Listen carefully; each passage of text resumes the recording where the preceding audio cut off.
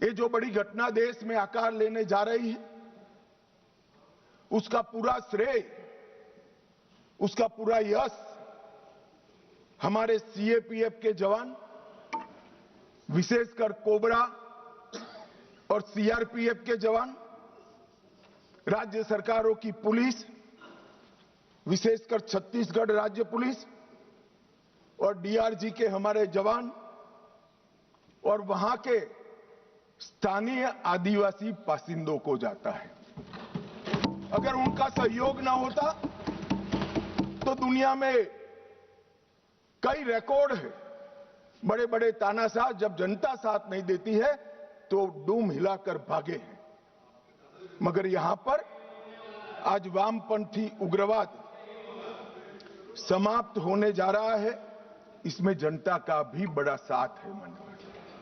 और आज मैं फिर से एक बार इस चर्चा की शुरुआत में जो हजारों युवा मारे गए, जो सिक्योरिटी फोर्सेस के जवान शहीद हो गए, जिन्होंने अपना सर्वस्व इस देश की आंतरिक सुरक्षा के लिए बलिदान कर दिया, वो सभी को मनपूर्वक पूरे सदन की ओर से विनम्र श्रद्धांजलि देकर उसको एक्नॉलेज करना चाहता हूं।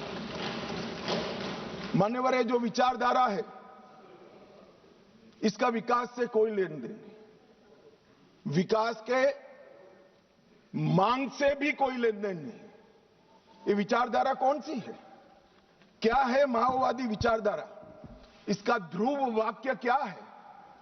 जब हम आजाद हुए हमने कहा सत्यमेव जयते, सत्य का हमेशा विजय होता है।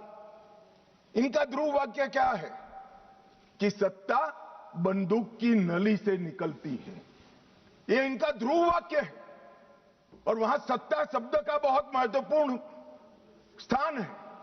ये विकास के लिए नहीं है, अपने आइडियोलॉजी के अस्तित्व के लिए है, अपने आइडियोलॉजी के विजय के लिए है। और आइडियोलॉजी को भोले भाले आदिवासियों में स्प्रेड कर सत्ता हासिल करने के लिए। यहां कोई विकास की बात नहीं है, इनका लोकतंत्र पर कोई विश्वास नहीं है। यहां ढेर सारे लोग, मैं नाम देना नहीं चाहता, मैं सुन रहा था 3 घंटे से कह रहे हैं कि अन्याय है तो अन्याय के खिलाफ लड़ रहे हैं। भाई, लड़ने का तरीका क्या है? हम अंग्रेजों के शासन में नहीं ले रहे हैं। कुछ लोगों ने भगत सिंह जी और बिरसा मुंडा से कंपैरिजन कर दिया। क्या हिमाकत कर रहे हैं? शहीद भगत सिंह और बिरसा मुंडा, भगवान बिरसा मुंडा जो अंग्रेजों के सामने लड़े, वो संविधान तोड़कर हाथ में हथियार लेकर निर्दोषों की हत्या करने वालों लोगों के साथ आप इसका कंपैरिजन कर रहे हैं? मान्यवर, राजनीतिक स्वार्थ से ऐसे विषयों में ऊपर उठ जाना चाहिए। यही विचारधारा कहती है दीर्घकालीन युद्ध ही हमारी विचारधारा को फैला सकता है। उनको अपनों का भी खून बहाने से कोई परहेज नहीं। और उनके आदर्श देखिए साहब, 10,000 साल के हमारे उपलब्ध इतिहास में कितने आइडियल, आदर्श पुरुष, स्त्री, युवा हुए, एक बहुत बड़ा लिस्ट बन सकता है। इन्होंने तिलका मांझी को अपना आइडियल नहीं समझा, भगवान बिरसा मुंडा, भगत सिंह जी या सुभाष बाबू को अपना आइडियल नहीं समझा। इन्होंने आदर्श किसको कहा? माओ को कहा। चीन का ये आदर्श तय करने में भी फॉरेन से इंपोर्ट करते हैं। मान्यवर, बस्तर का सिलेक्शन क्यों हुआ? एक कार्यक्रम था भारत मंडपम में, बस्तर क्षेत्र से जो अच्छी शिक्षा दीक्षा प्राप्त करे थे ऐसे युवाओं के साथ मेरा इंटरेक्शन था। तो मेरे नाश्ते के टेबल पर एक बच्ची बैठी थी। उसने कहा कि साहब, आप बता सकते हैं कि माओवादियों ने, नक्सलाइटों ने हमारे बस्तर को ही क्यों चुना? मान्यवर, इस विषय को मैं जरा डिटेल बताना चाहता हूं। हम सब जानते हैं कि सन 47 में जब हम आजाद हुए, संसाधन बहुत कम थे। एक लंबी गुलामी के कालखंड को समाप्त कर कर हम आजाद हुए थे। देश के अंदर विकास का नामो निशान नहीं था। दशकों तक, लगभग 2 सदी तक इस देश को गुलामी में लूटा गया। जब नया राज्य बना तो राज्य की पहुंच कुछ क्षेत्रों में सीमित रह गई थी ही नहीं, बढ़ानी थी। ये तो समय जाते जाते बढ़ेगी। और मान्यवर, क्योंकि संसाधन कम थे, रेवेन्यू कम थी, तो विकास भी परकोलेट होते होते हर क्षेत्र में एक साथ नहीं पहुंचता है। अगर रोड बनाना है तो पूरे देश के एक साथ नहीं होते।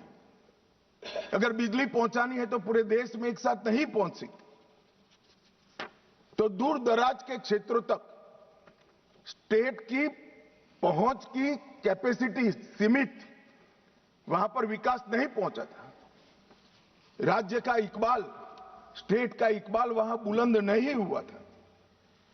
अब ये कह रहे कि अत्याचार के खिलाफ, भाई अगर स्टेट पहुंचा ही नहीं था, सुनियोजित भेदभाव का वातावरण ही नहीं था, तो वहां अत्याचार कैसे हो गए? मान्यवर, एक कहानी घड़ी जा रही है। सच्चाई ये है कि इन्होंने पूरे रेड कॉरिडोर को इसलिए चुना था क्योंकि वहां स्टेट की पहुंच कम थी। इसलिए भोले भाले आदिवासियों को बरगलाकर इनके हाथ में हथियारें पकड़ाई। मैं कुछ दृश्य बाद में आपको बताऊंगा। मुझे एक बात समझ में नहीं आई।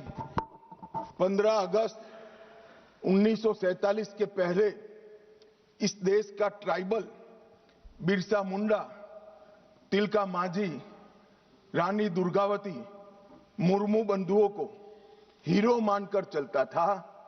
वो आदिवासी 47 से 70 आते आते माओ को अपना हीरो मानने लगा। ये परिवर्तन क्यों हुआ? मान्यवर, परिवर्तन विकास और अन्याय के कारण नहीं हुआ, क्योंकि कठिन भूगोल के कारण और स्टेट की अनुपस्थिति के कारण अपनी विचारधारा को फैलाने के लिए वामपंथियों ने क्षेत्र को चुना।